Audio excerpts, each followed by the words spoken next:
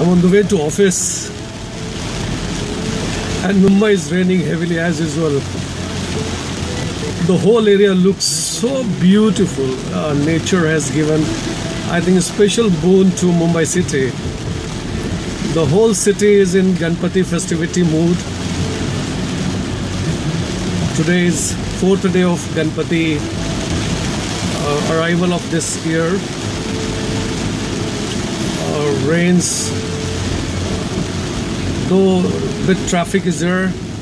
The traffic is a little slow, but I'm enjoying every bit of that. The radio is full on in my vehicle. I'm on the way to office.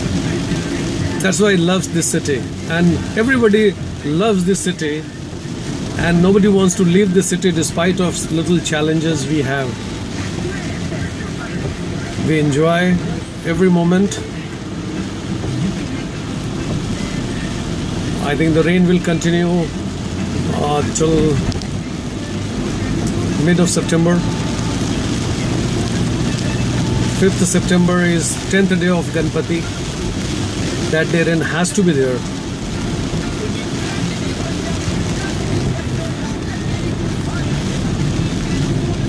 I love Mumbai. I really love Mumbai.